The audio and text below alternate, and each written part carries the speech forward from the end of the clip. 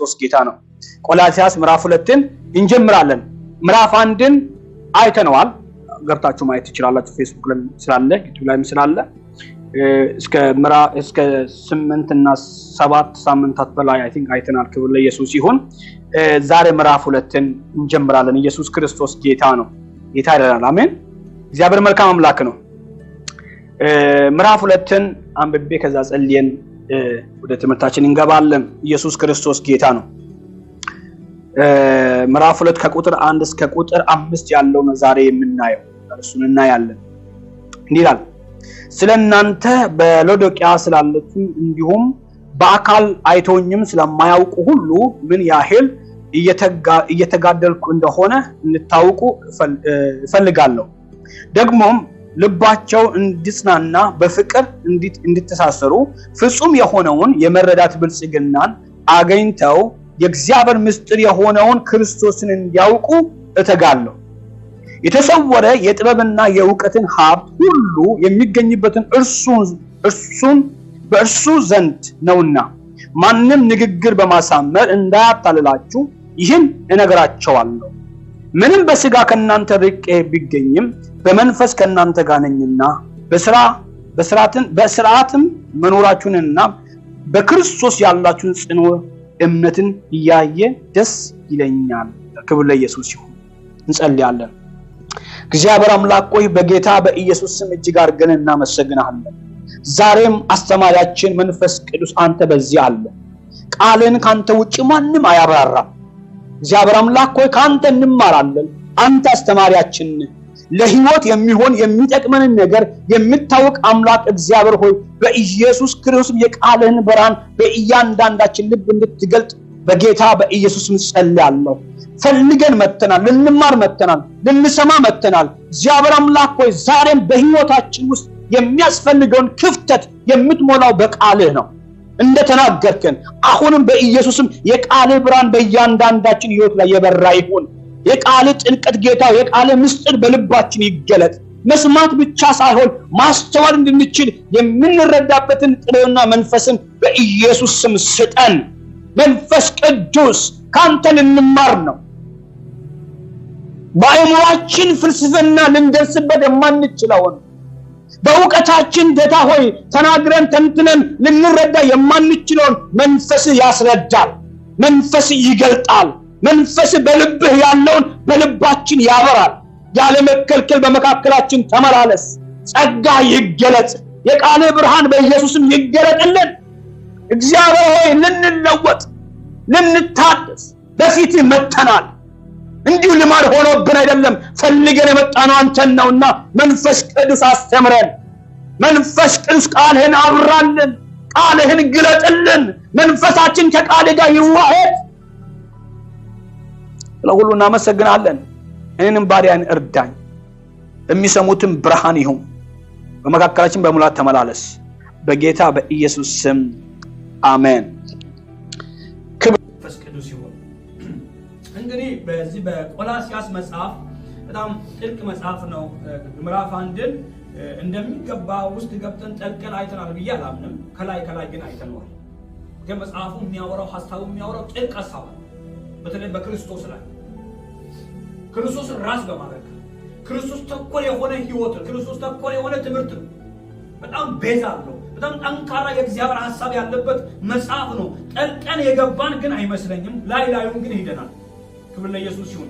ምዕራፍ 2 በጣም የሚገርመው ስለ ኢየሱስ ክርስቶስ ፎከስ አድርጎ ነው የሚያወራው። ክርስቶስን ራስ አድርጎ ክርስቶስን በመግለጥ ክርስቶስን በማሳየት ኢየሱስ ክርስቶስ ጌታ ነው። ወደዚህ እውነት በዚህ እምነት ላይ ጸንቶ እንዲቆሙ ሐዋርያ ጳውሎስ አበክሮ ይናገራል። ትዝላችሁ ከሆነ ምዕራፍ 1ን ከቁጥር 23 ጀምረን ስናይ በክርስቶስ ላይ ተንደላድሎ በጸንቶ እንዲቆሙ ይናገራቸዋል። ጸንታችሁ መሰረታችሁ ኢየሱስ ይሁን፣ ሳትናወጡ ጸንታችሁ ትቆሙ ዘንድ እያለ ሐዋርያ ጳውሎስ ስለመደላደል ጸንቶ ስለመቀመጥ በኢየሱስ ክርስቶስ ባመኑት እምነት ላይ ጸንቶ የመቀመጥን ሐሳብ ይናገራል። ይህም የሚሆነው በእምነታችሁ ተመስርታችሁ ተደላድላችሁ በመቆም ከሰማችሁት ወንጌል ተስፋ ሳትናወጡ ጸንታችሁ ብትኖሩ ነው። ብትኖሩ ነው።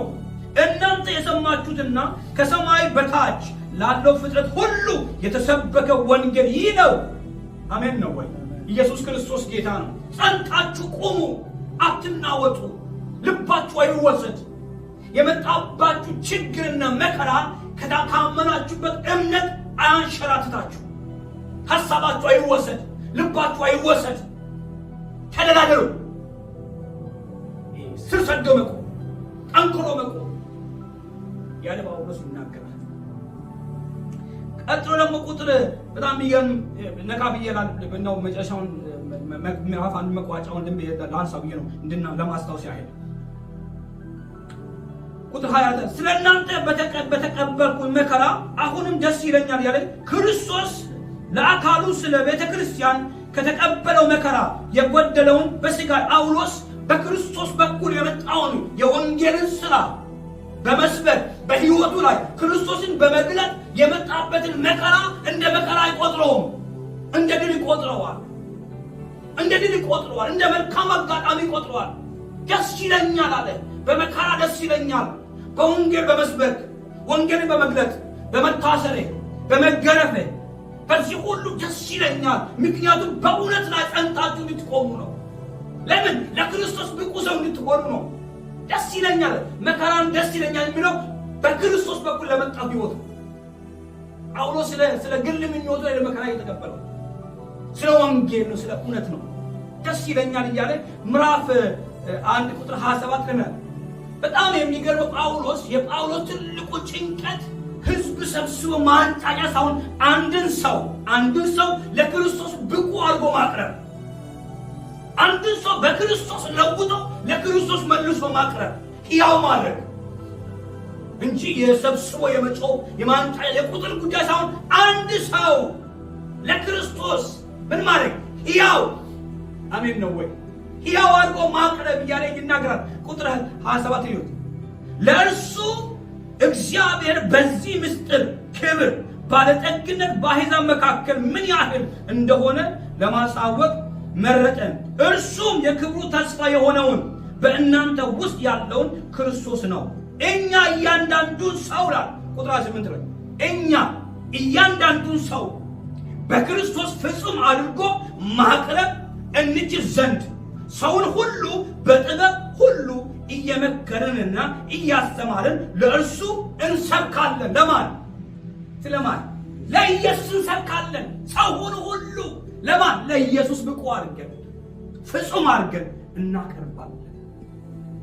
ይህን ሁሉ ስናወራ ጳውሎስ ለቆላስያስ የጻፈውን ደብዳቤ ስናይ ምን እያልን ያለው? ስለ አንድ ሰው ራሱ ጳውሎስ ስለ አንድ ሰው ግድ ይለናል። ስለ አንድ ሰው ግድ ይለናል። ዋናው ዓላማ ኢየሱስ የሞተው አንዱን ሰው ለማዳን ነው። ስለ አንድ ሰው ግድ ይለናል እያለ ጳውሎስ ይሄን ይናገር። መጨረሻ ለምን ይላል? ቁጥር 9 ላይ እኔም በብርታት በውስጥ በሚሰራው በእርሱ ኃይል ሁሉን እየታገል ለዚሁ ዓላማ እጥራለሁ። በእኔ ውስጥ በሚሰራው በማን? በክርስቶስ ሐሳብ እያለ ጳውሎስ በእኔ ውስጥ ያለው እናንተም የተካፈለ ብለውም ምዕራፍ 2 ላይ የምናየው ሐሳብ አለ። የተካፈልነው እኔ ውስጥ ያለው እናንተም የተካፈላችሁት አንድ መንፈስ ነው። አሜን። አንድ መንፈስ ነው። በጣም የሚገርም ምዕራፍ 2 በጣም የሚገርም ሐሳብ ያለበት ቦታ ነው። ምዕራፍ 2 ባለፈው እንደነገርኩት ጳውሎስ ምዕራፍ 2 ላይ መጥቶ ሲናገር ለእናንተና በሎዶቅያ ያሉት ሁሉ በሥጋ ዓይንን አይቶ የማያውቁ ሁሉ እጋደላለሁ። ቅድም አንብቤዋለሁ።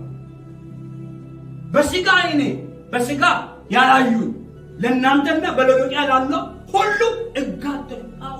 የጳውሎስ መጋደል ምንድን ነው?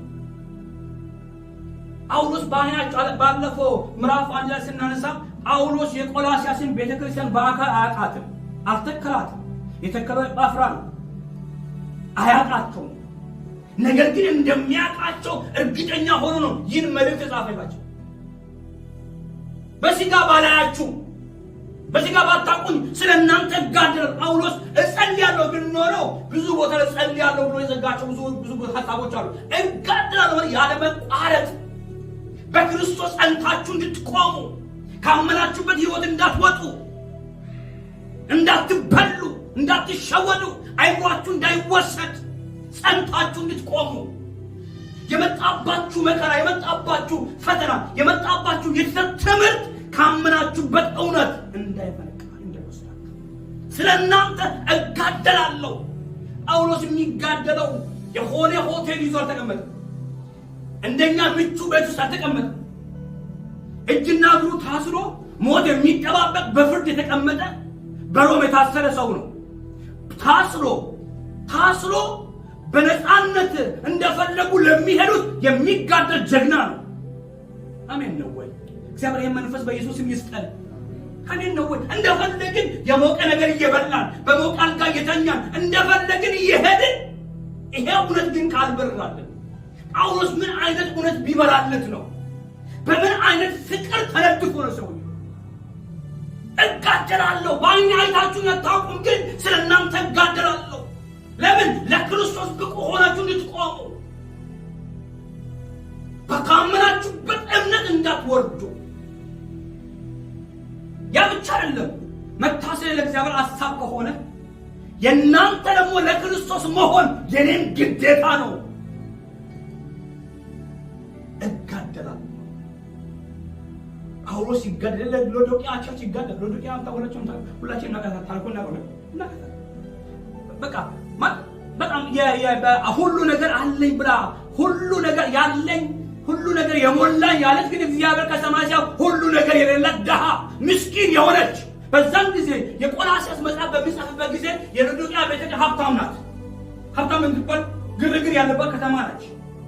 በዚህ ውስጥ ግን እግዚአብሔር የሌለ የሚታይ ነገር ያለ ግን በሚታይ ነገር የተዋጡ በመንፈሳዊ ዓለም ሲታይ ግን ድሃ ምስኪን ካፌ አውጥቻለሁ ወይ ትኩስ ወይ ሞቃት አልሆንክምና አውጥቻለሁ እና ለምን አውጥቼ ለዚህ ቤተክርስቲያን እምቢ ካላችሁ ቀጣቸዋለሁ እግዚአብሔር ብሏችኋል። ለዚህ ቤተክርስቲያን ቀጣሃለሁ፣ ባትመለስ ቀጣሃለሁ ለተባለ ቸርች ጳውሎስ ይጋደላል።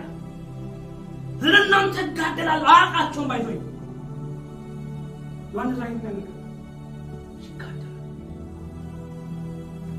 እኛ ለምናውቀው ሰው እኮ መጸለይ ያቅተናል። አብረን ማለቅ ቆረጡ አብረን ለምንበላ ሰው እኮ መትጋት ያቅተናል፣ መጸለይ ያቅተናል። ጳውሎስ ግን በእስር ቤት ሆኖ ሞት ፍርድ የሚጠባበቅ ሰው ነገ አደባባይ ተወግሮ ለማምጣት ቃል እየጠበቀ ነገር ግን በዛ ባገኘ አጋጣሚ ግን በእስር ቤት በማይመች ቦታ ሆኖ የሚጸልይ የሚተጋ የሚጽፍ እግዚአብሔር የመንፈስ በኢየሱስም ይስጠን። አሜን ነው ወይ? የክርስቶስ ፍቅር ውስጡን ገብቶታል። አይደለም ለሌላ ሰው መጸለይ ለራስና ለመጸለይ ታክሶ ማለት ጳውሎስ ይጋደላሉ። መጋደል ማለት ምን ማለት ነው? ትርጉም ታውቃችሁ? መጋደል ማለት እኮ ይሄ ስመችም የነፍስ ውጪ ግቢ የሆነ ነውጥ ውስጥ ነው ያለው። እንዳያመልጡት ከእውነት እንዳይወርዱ ከመስመር እንዳይወጡ የሚያታግል ነገር አለ። በዛ ሁሉ ውስጥ የሚታገል የማይመች ነገር ውስጥ ሆኖ ግን ለማስመለጥ የሚጠጋ ሰው ነው ሊያወጣቸው ከዚህ ውስጥ። ምክንያቱም በኋላ እናያቸዋለን የቆላስይስን ቤተክርስቲያን የገጠማት ችግር ቀላል ችግር አይደለም። በዚህ በኩል ፍልስፍና፣ በዚህ በኩል ሃይማኖታዊ አስተሳሰብ፣ በእነዚህ ሁለቱ መካከል ላይ እነዚህ ደግሞ በክርስቶስ ባመኑበት እምነት ቆመዋል። ጳውሎስ የስህተት አስተማሪዎችን አይደለም የሚቃወመው፣ እነሱን አይቃወማቸውም። እነዚህ ግን የያዛችሁትን ነገር ካወቃችሁ የመጣባችሁን ነገር መመለስ ትችላላችሁ። አሁን ጳውሎስ ስለ ስህተት አስተማሪዎች የሚያወራው ስለ እነሱ እያብራራ አይደለም። አካሄዳቸው እንዲህ ነው፣ መልካቸው አላላቸውም። ጳውሎስ ግን ስለ ኢየሱስ ጠንቅቃችሁ ካወቃችሁ እነዛ ሁሉ ይረግፋሉ። አሜን ነው ወይ? ስለ ኢየሱስ ነው የሚገልጽላቸው፣ ኢየሱስ ነው የሚያበራላቸው። ምክንያቱም እኛ ጋር ታውቃላችሁ ኢትዮጵያ ስንሄድ የሆነ ፎርጅን ብር አለ፣ እዚያ ጋር ፎርጅን አለ። እኛን ፎርጅኑን ትዝ ይላችሁ ከሆነ 100 ብር እንዲህ ቁጭ አድርገህ ትለቀዋለህ። እዛ ተቆማታ ከቀረች ፎርጅኑ እዛ ሆና ግን ቀስ ብላ እየተዘጋጋ ከቤት ፎርጅኑ አለ። ባንክ ቤት ስትገኝ እንደዛ ያደርጉ፣ ባንከሮቹ እንደዛ ያደርጉ፣ ያውቁታል። ገና ሳትሰጥ ገና መልኩን ያውቁታል። ፎርጅድ ነው አይሉም። እነሱ ገና አየር ላይ ነው የሚያውቁት። ለምን? ከፎርጅዱ ጋር ኦሪጂናሉን በትክክል ስለሚያውቁ ያኛውን መለየት ቀላል ነው። እኛ ግን ስለማናውቅ እንዲህ እናደርገዋለን። ክምትር አድርግ ነው እንለቃታለን። እንደዚህ ከተዘረጋች ትክክለኛው ነው። ተቆማጥራ እንደ ካርቶን ከቀረች ግን ፎርጅዱ። ጳውሎስ እያለ ያለው ስለ ፎርጅዱ ማብራሪያ እየሰጠ አይደለም፣ ስለ ኢየሱስ። ጠንቅቃችሁ ያመናችሁትን ኢየሱስን ይወቁት። አሜን ነው ወይ? ራስ መሆኑን፣ የሁሉ ገዢ ነው፣ የሁሉ አዳኝ ነው፣ የሚመጣ ነው፣ ደግሞም የሚነግስ ነው። እሱን ይወቁት። ብዙ ሰው ስለ ኢየሱስ እኮ ያውቁ።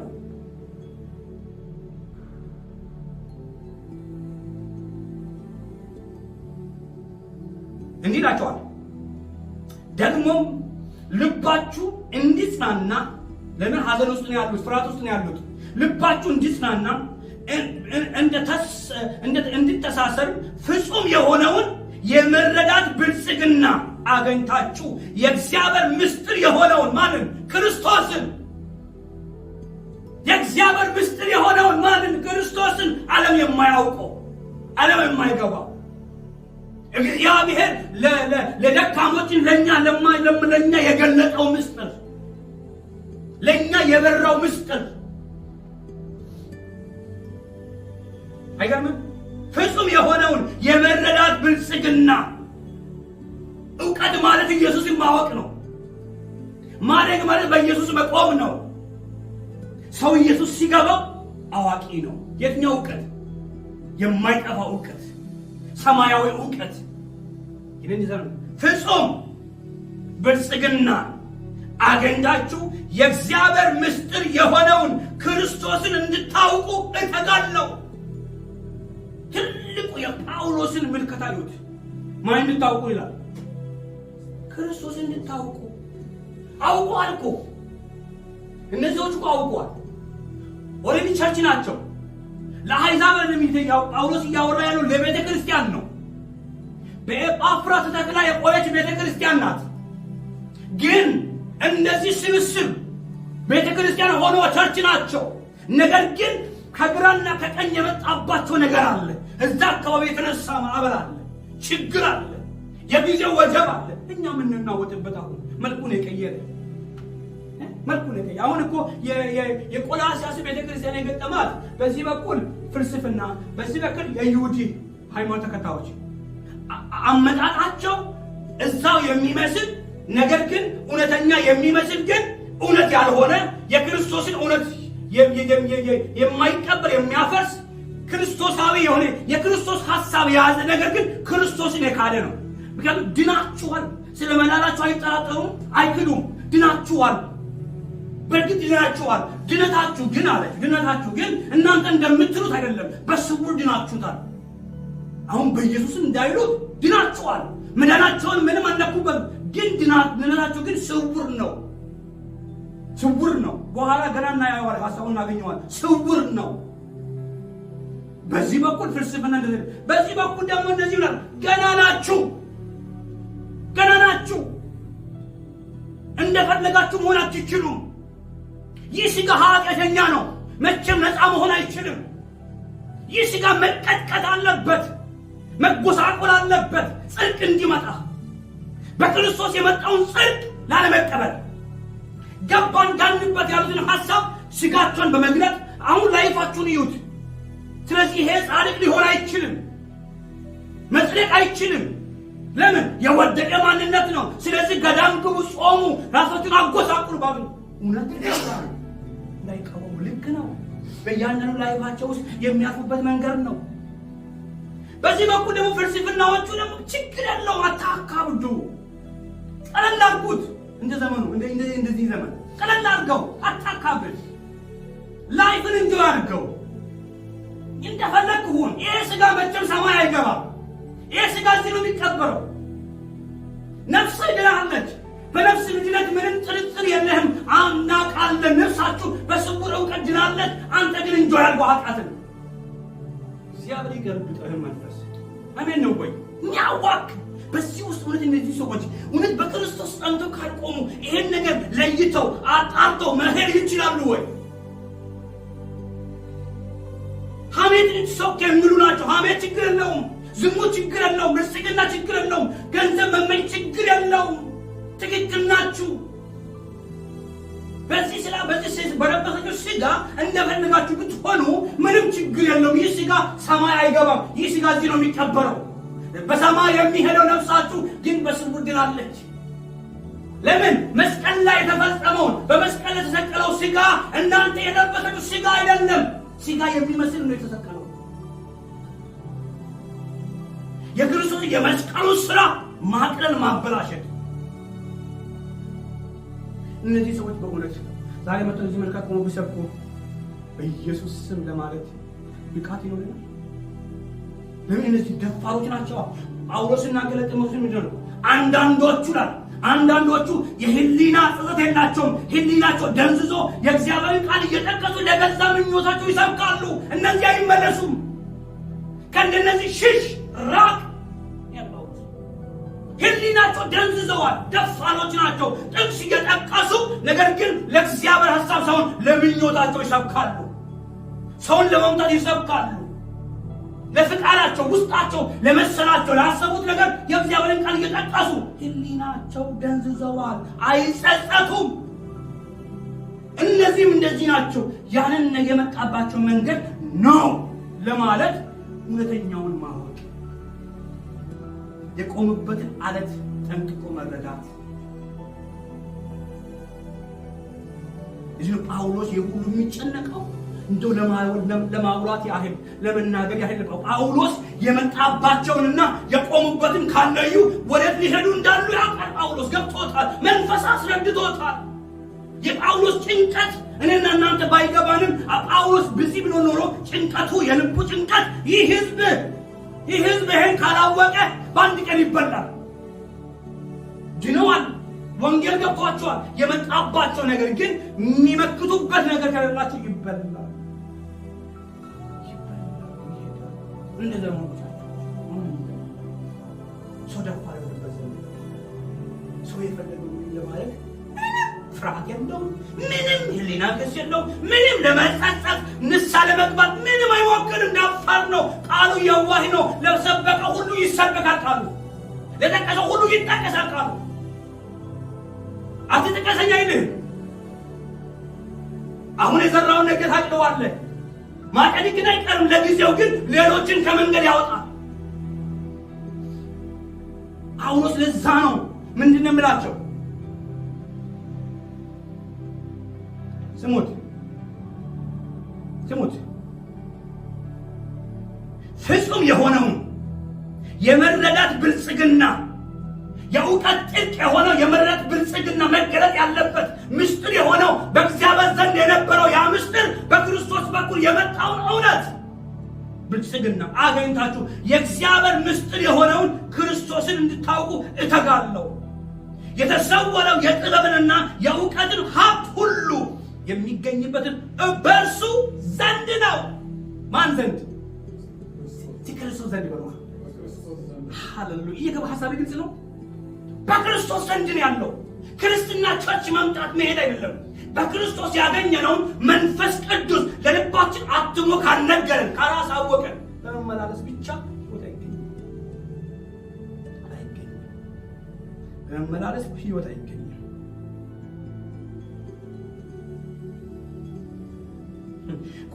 ሁለተኛ አንያ ቆላስይስ ትዝራችሁ 27 ቀደም ያነበብኩላችሁ ላይ ተመሳሳይ ሐሳብ ነው የሚያወራው። እዛ የደገመው ቃል ነው እዚህም የደገመው። እዛ የደገመው ቃል እዚህ ደገመ። ለዚህ ነው የተካፈልነው መንፈስ የዓለም መንፈስ አይደለም። የተካፈልነው የእግዚአብሔር መንፈስ ነው። ክብር ለኢየሱስ ይሁን። የተካፈልነው ሕያው የሆነ መንፈስ ነው። ጳውሎስ ከዚህ ሕያው ከሆነው ነገር ወደ ሙታን ነገር አትሄዱት፣ ወደ ሞተ ነገር አትሸራተቱ። በጊዜ ለአይምሮ በሚመች ጫወታ በአይምሮ ለሚመች ወሬ ብላችሁ እውነተኛው ነገር ለቃችሁ እንዳትሸራተቱ፣ እንዳትበሉ።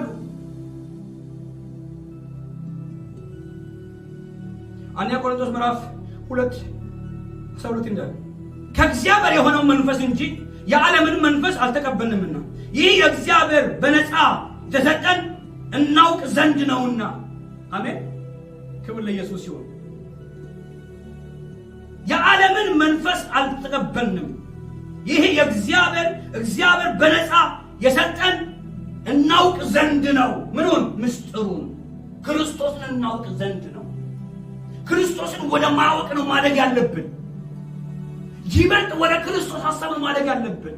ክርስቶስ ምን ያህል ነገባል? ከዓለም እስካልተለየን ከዚህ ከወደቀው ዓለም እስካልወጣን ድረስ በየቀኑ የሚኮረኩመን፣ በየቀኑ የሚጎትተን፣ በየቀኑ የሚሰርቀን ብዙ ነው። ለዚህ ነው በየቀኑ መምታት ያለብን። የተቀበልነው መንፈስ ለይተን ካላወቅን ካልገባን እንበላለን።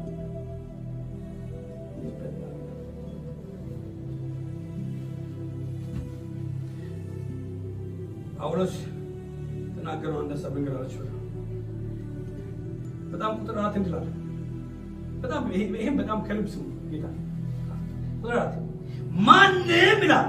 ማንም ንግግር በማሳመር እንዳያታልላችሁ ይህን እነግራቸዋለሁ። እዚህ ቁጥር 4 ማንም ንግግር በማሳመር መንፈሳዊ ሽፋን በመስጠት ከእውነተኛ ወንጌል ዞር እንዳያደርጋችሁ፣ የእግዚአብሔርን ነገር ከልባችሁ እንዳይሰርቅ፣ አይኗችሁንና ልባችሁን እንዳይበክል እነግራቸዋለሁ። ምንም አይነት ጳውሎስ በጣም ሲጨነቅ ነው የሚያወራው። ጳውሎስ በጣም በአካል ቢመጣ ማለት የሚፈልገው ነገር ግን በአካል ባለመምጣት ሊዘራባቸው ይችላል ብሎ ስጋት አለ። ምንም ከእናንተ ርቄ ቢገኝም በመንፈስ ከእናንተ ጋር ነኝና። ይህ የጳውሎስን ልብ ነው የሚያሳየው። የጳውሎስን የልብ ጭንቀት ነው የሚያሳየው። ስለ ክርስቶስ እንዴት አድርጎ ጳውሎስ የክርስቶስን ማንነት በሕይወታቸው ላይ መትከል እንደሚፈልግ፣ ማጽናት እንደሚፈልግ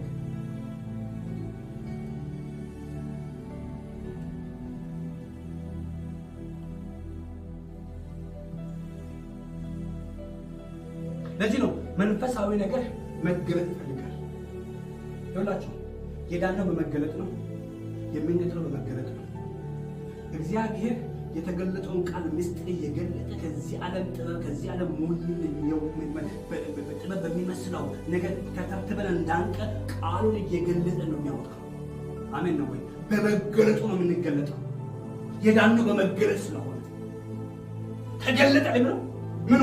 ተደብቆ የነበረ ከዘመናት በፊት ተሰውሮ የነበረ በክርስቶስ ኢየሱስ በኩል ተገለጠ። ማን? ኢየሱስ፣ የሕይወት ብርሃን። ብዙዎች አያውቁትም። ስለዚህ ነው ብንነግራቸውም ቶሎ አይገባቸውም። ለምን? መገለጥ ነው። መገለጥ እኮ ነው። ቸርች ይመጣሉ፣ ይሄዳሉ፣ 40፣ 50፣ 20 ዓመት ይኖራሉ። ነገር ግን ሕይወታቸው የማይለወጥበት መገለጥ ነው። መዳን ተገልጦልን የመጣ ነው። ስለተገለጠ ነው። ጳውሎስ ለዚህ ነው ወደ መገለጡ ማደግ አለባችሁ። ወደዚህ ካደጋችሁ ምንም ቢወራ ምንም ቢመጣባችሁ አትናወጡ። መሰረታችሁ ተደላድሏል። በክርስቶስ የሆነ መረዳት፣ በክርስቶስ የሆነ የእውቀት ባለጠግነት ወደዛ ሁሉን ነገር በሚገልጠው ወደዛ መረዳት ያደገ ሰው ዲያብሎስ አይችለውም፣ አጋንንት አይችለውም፣ ፍልስፍና አይችለውም። አሜን አይችለውም። አይችለኝም በሉ ጂሰስ አይችለኝም። ወደዚህ ነገር እንድናደርግ እግዚአብሔር የሚፈልገው ይሄ ህይወት ውስጥ እንድንገባ ነው እግዚአብሔር የሚፈልገው። ወደዚህ ካልገባን ይሄ ካልበራልን ታጣቁስ ትዝላችሁን ኤፌሶን ምዕራፍ 1 ላይ ኤፌሶን ምዕራፍ 1 ከቁጥር 16 ጀምሮ ምንድነው ላምብላችሁ? ሱን ኤፌሶን ክፈቱት፣ ምዕራፍ 1 ክፈቱት።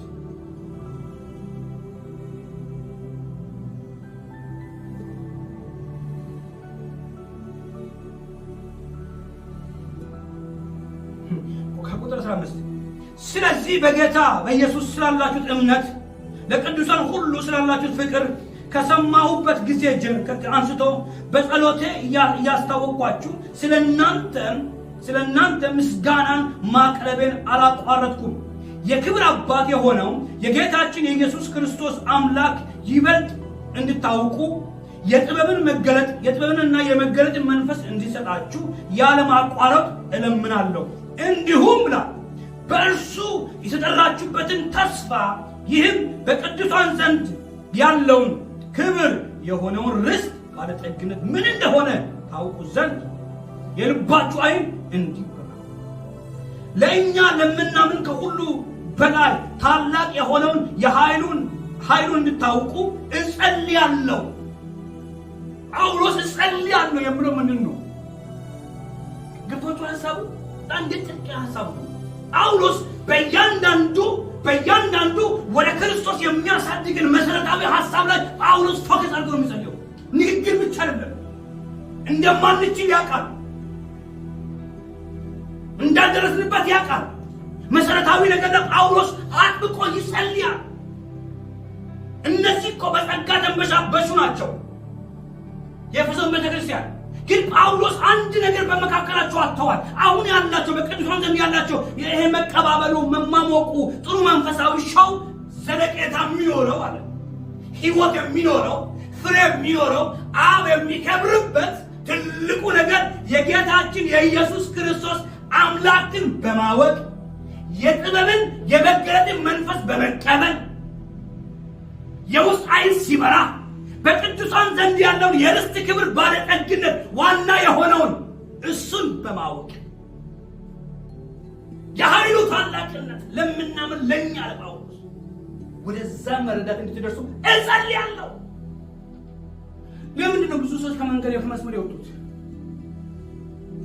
ለምን ብዙ ሰዎች በየት መንፈሳዊ ነገር ከእጃቸው ላይ እንደ ርካሽ ዕቃ የሆነባቸው? መገለጥ፣ መረዳት፣ የክርስቶስ ሕይወት ባለማወቅ መንፈሳዊ ነገር ባለፈው ነው ነገራቸው። መንፈሳዊ ነገር እዚህ ጋር ሳይሆን እዚህ ጋር ነው። ልብ ነው። የልቡናችሁ ዓይኖች ይበሩ ነው። የልብ ዓይን ካልበራ በአእምሮ ፍልስፍና በአእምሮ እውቀት ብቻ መንፈሳዊ ነገር መንካት አይቻልም። እግዚአብሔር ዓይኖችን እንዲሰፋ ሳይሆን ልባችን እንዲሰፋ ነው የሚያወራል። የልብ ስፋት እንዲኖር ነው። የልብ መረዳት፣ የልብ መገለጥ። አሜን ሲአሜን። ኢየሱስ ክርስቶስ ጌታ። ወደዛ ስናድግ እኮ ነው መረዳቱ የሚመጣው። ብዙ ሰዎች የአእምሮ ጨዋታ ይጫወታሉ። በአእምሯቸው ይፈላሰማሉ። በአእምሯቸው የደረሱበትን መረዳት እንደ መንፈሳዊ ነገር ይቆጥሩትና ደርቆ ይቀራሉ። ይሄ ልክ ነው። በአእምሮ ስለሚሄዱ ያወቁ ስለሚመስላቸው መንፈሳዊ ነገር ስለሚመስላቸው መንፈሳዊ ነገር ጋር አይገናኙም። ሁሉ ስለሚያውቁ ያወቁ ይመስላቸዋል።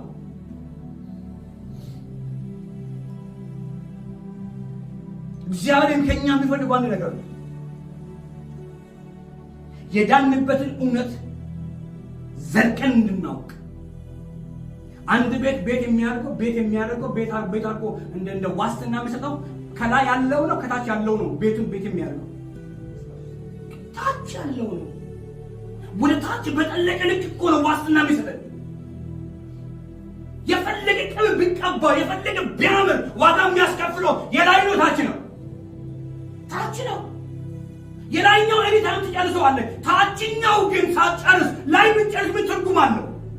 ብዙ ሰው የመድረክ ጫወታ ይፈልጋል። እቺ የምትታየው ሚዲያ ይፈልጋል።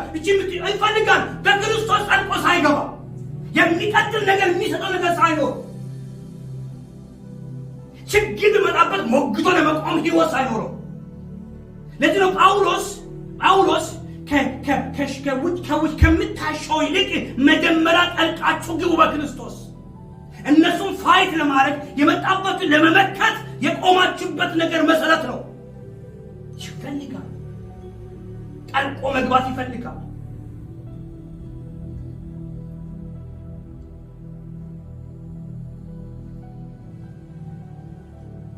እግዚአብሔር ይርዳል። አሜን። እግዚአብሔር ይርዳል። በጣም የምንፈተንበት ዘመን ነው። አሁን ብዙ ዘመን ሰውን ለክርስቶስ ማቅረብ ከክርስቶስ ጋር ማባረር ይቀላል። ሰውን ከወንጌል ማባረር ወደ ወንጌል ማቅረብ ይቀላል። ጳውሎስ አንድን ሰው ለክርስቶስ ብቁ አድርጎ ሕያው አድርጎ ፍጹም አድርጎ ማቅረብ ግዴታችን እንደሆነ እሱን እንሰብካለን ይላል። ማንን? አንድን ሰው እያንዳንዱ ሰው ለማን? ለክርስቶስ ያወቅ እያንዳንዳችን ሞቅ ያለው መሰለው ደስ ያለው ተው እያንዳንዳችን ለክርስቶስ ማፍቀር እንዲሰብከን እንዲተጣጣን በእውነት እንደው የለምሳሌ መንግስት ሰዎችን ብቁ ማናት ሆነ ምን ትርጉም አለ? እውነት በጌታ እዚህ ተማሙከን ደስ ብሎ በቃ ጌታ ይባርክ ተባብለን ጨርሰ ነው። ግን ለእግዚአብሔር መንግስት የማናቀርብ ከሆነ ወደ መንግስቱ ማናስገባውን ሰው ሰብስበን ብንንጨት ምን ትርጉም አለው? ትርጉም አለው? የለው። ቃሉ የሚለው ጳውሎስ እንደተናገረው እያንዳንዱ ሰው ለማን? ለክርስቶስ። እሱን እንሰብካለን፣ ክርስቶስን እንሰብካለን። ሕይወት የሆነውን ኢየሱስን እንገልጠዋለን። ራስ የሆነውን ሊታይ የተገባው ዋና መሆን የሚገባው ዋና የሆነውን የሁሉ ራስ የሆነውን ኢየሱስን እንገልጣለን። እሱ ይታያል። አሜን። እዚህ ሕይወታችን መፈተሽ አለብን። በዚህ ዘመን ቅድም በጣም የሚገርም ሰው ጸልያ በቃ መንፈስ ውስጥ ያለውን ነገር የተናገረው ከምንሰማው ከምናወራው መጠበቅ የምንችለው ያዝነውን ስናውቅ ነው። የገባንበትን ክዳን ስናውቅ ነው። እኛ የምንልበትን መንገድ ስናውቅ ነው። እኛ ያዝነውን ተልእኮ ስናውቅ እንቆጠባለን። እንደ ነገሩ አንሆንም። እንደ መሰለ አንሆንም። ዓላማ ያለን፣ ራእይ ያለን፣ ህልም ያለን፣ የምንገልጠው ያለን፣ የምንሰብከው ያለን። አሜን። ኢየሱስ ክርስቶስ ጌታ ነው። እንቆጠባለን። እንደ መሰለ አንሆንም። በሞቀበት አንውልም። ለምን? ዓላማ አለን። ሰው ደስ ይበሉ ብላ እንስማማም፣ አንተባበርም። ምክንያቱም እኛ የምንሰብከው ኢየሱስ ነው። ልንገልጥ የሚገባው ኢየሱስ ነው። የእያንዳንዳችን ህይወት እግዚአብሔር ይፈልገዋል። የእያንዳንዳችን ህይወት። ለዚህ ነው የምንማማረው፣ ለዚህ ነው የምንጫጫው። አሁን ወደዚህ መረዳት፣ ወደዚህ እውነት ማደግ አለብን።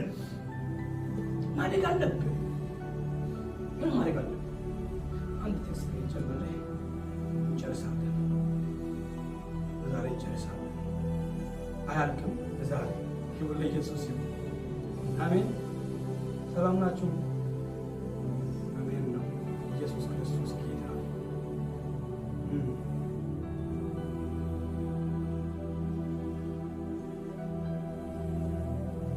እንዲህ በበሰሉ ሰዎች መካከል ግን ጥበብን እንናገራለን። ይሁን እንጂ የዚህን ዓለም ጥበብ ወይም የሚጠፋውን የዚህችን ዓለም ገዢዎች ጥበብ አይደለም። ነገር ግን ተሰውሮ የነበረ የእግዚአብሔር ምስጢር ጥበብ ነው። ይህም ጥበብ እግዚአብሔር ከዘመናት በፊት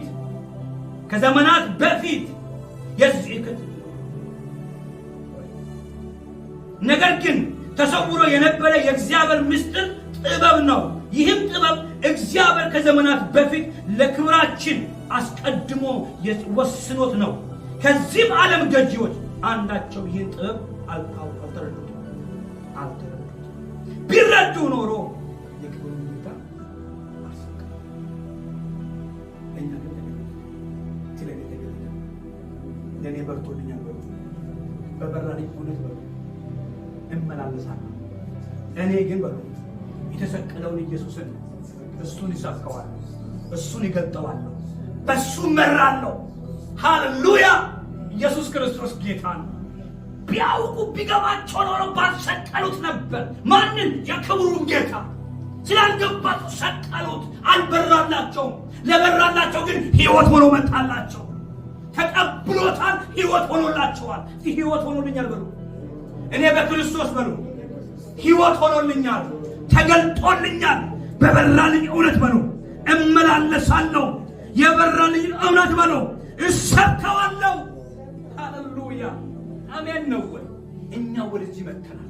ይበልጥ መቆፈር፣ መግባት፣ ሰንዶ ማንበብ ያላችሁ በእውነት በክርስቶስ የጸኑ ሰዎች ወጀብ በመጣባቸው ይንገዳገዱ ይሆናል እንጂ አይነቀም። አሜን። ይንገዳገዱ ይሆናል አይነቀም። ወደ መከራ ውስጥ ያልፉ ይሆናል እንጂ አይበላም። አሜን። መከራ ሊሰራን እንጂ ሊገለን አይችልም።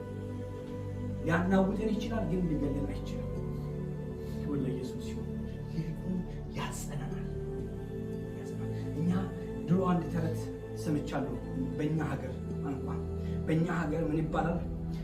በገጠሩ አካባቢ ላይ ትልቅ ሰንጋ የሚባል በሬ ትልቅ በራለ በሬ በውድ ዋጋ ይገዙ ያመጣሉና ግጦሽ አይለቁትም። ለምን? ውድ ገንዘብ ይጣበል በሬ።